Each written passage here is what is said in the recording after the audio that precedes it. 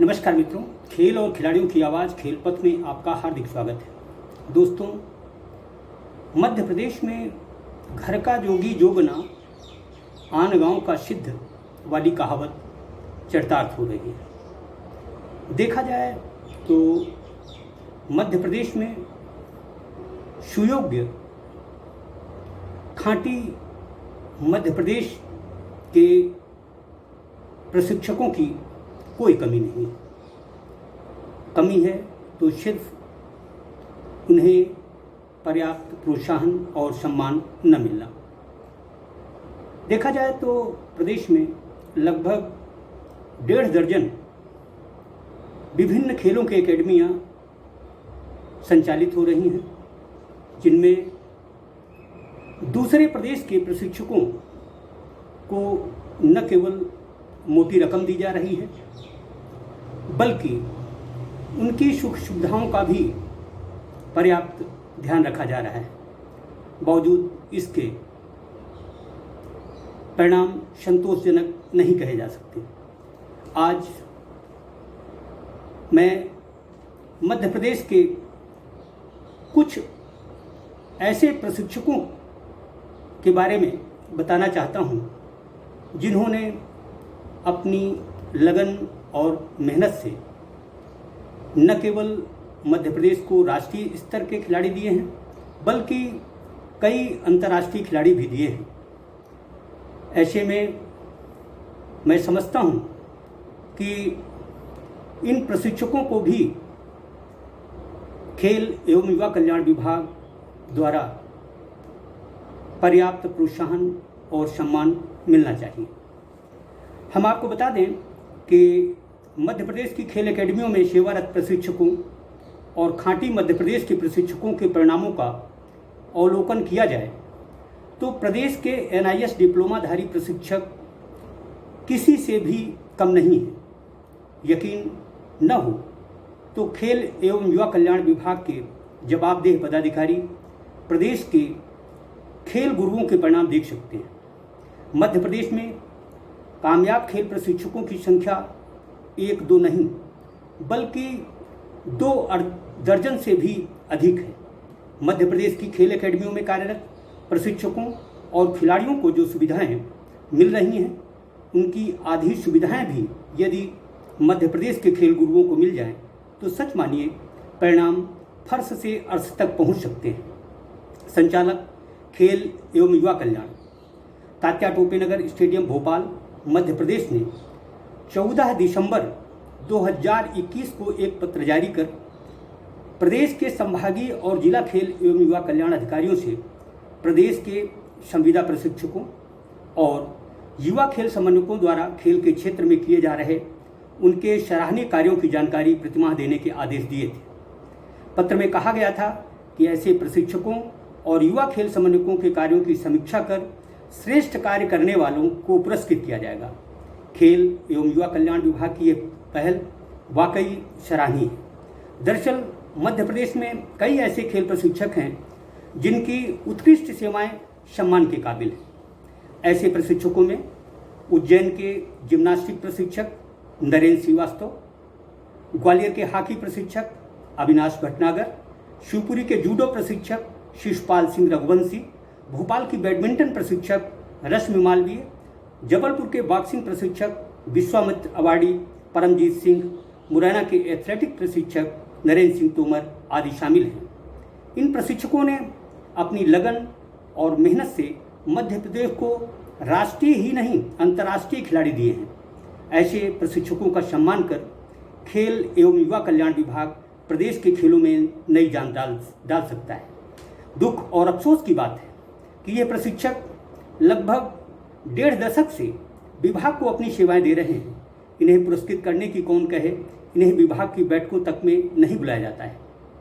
इस मामले में पूर्व संचालक खेल एवं युवा कल्याण संजय चौधरी जरूर अपवाद है। श्री चौधरी जब तक संचालक खेल मध्य प्रदेश रहे, वे प्रशिक्षकों को न केवल भोपाल बुलाते रहे, बल्कि प्रदेश में खेलों में क्या बेहतर किया जा सकता है उसके सुझाव भी मांगते रहे।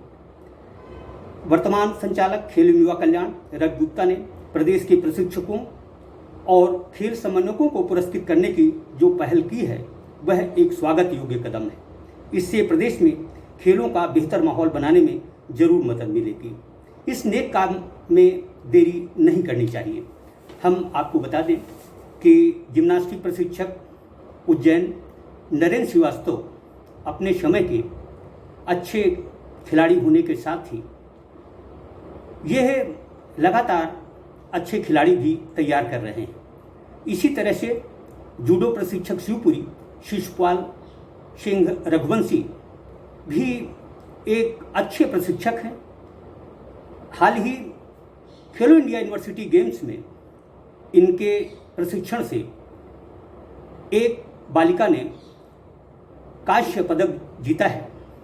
अविनाश भटनागर हॉकी प्रशिक्षक ग्वालियर की जहाँ तक बात है, ग्वालियर चंबल संभाग में महिला हॉकी की पौध रोपित करने का श्रेय अविनाश भटनागर को ही जाता है। इनसे प्रशिक्षण प्राप्त हॉकी खिलाड़ी, खासकर महिला खिलाड़ी, न केवल राष्ट्रीय स्तर पर अपना नाम सुर्खियों में रखने में कामयाब रही, बल्कि कुछ खिलाड़ी तो अंतर्राष्ट्रीय क्षितिज पर भी अपनी पहचान बना चुकी हैं। देखा जाए तो श्री भटनागर ने कई अच्छे खिलाड़ी तैयार किए हैं। सुविधाओं के अभाव में भी इनसे प्रशिक्षण प्राप्त एक खिलाड़ी बेटी विक्रम अवार्ड, तो 4 खिलाड़ी एकलव्य अवार्ड हासिल कर चुके हैं।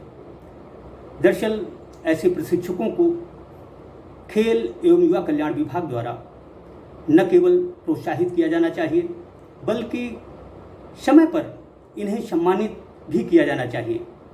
देखा जाए तो प्रदेश में खेल गुरुओं को दिया जाने वाला विश्वामित्र सम्मान प्रायः एकेडमी के प्रशिक्षकों को ही मिलता है, जबकि प्रदेश में कई ऐसे प्रशिक्षक हैं जो कि विश्वामित्र अवार्ड की पात्रता रखते हैं।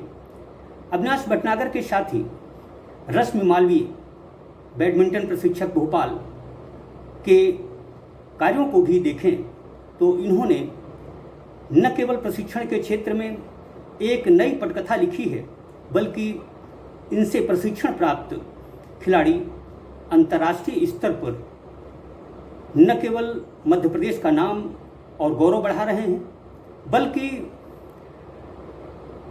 इनके द्वारा प्रशिक्षित कई खिलाड़ी राष्ट्रीय क्षितिज पर भी चमक रहे हैं। ब्राजील में चल रहे डेफ ओलंपिक में हाल ही इनसे प्रशिक्षण प्राप्त गौरांशी शर्मा ने स्वर्ण पदक जीता है। मैं रश्मि मालवीय को तहे दिल से मुबारकबाद देता हूं कि उन्होंने अपनी अथक मेहनत और लगन से बैडमिंटन के क्षेत्र में बहुत अच्छे काम किए हैं। इन्हें भी प्रदेश के खेल एवं युवा कल्याण विभाग द्वारा समय समय पर सम्मानित किया जाना चाहिए। बॉक्सिंग प्रशिक्षक और विश्वामित्र अवार्डी जबलपुर परमजीत सिंह किसी परिचय के मोहताज नहीं। इन्होंने भी एक से बढ़कर एक खिलाड़ी मध्य प्रदेश को दिए हैं।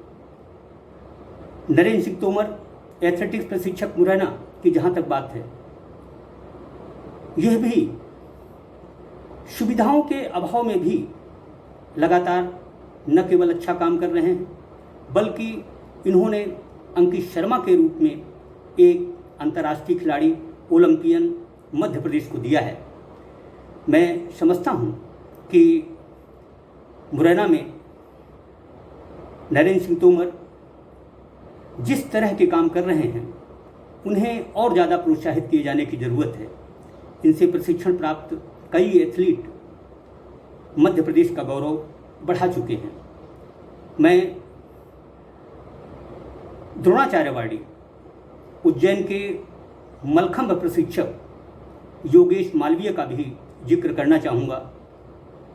यह लंबे अंतराल बाद मध्य प्रदेश से भारत सरकार का राष्ट्रीय पुरस्कार द्रोणाचार्य हासिल करने वाले प्रशिक्षक हैं। मैं उम्मीद करता हूं कि संचालक खेल रवि गुप्ता जी ने जो शुरुआत की है उसे अमल में लाया जाना जरूरी है।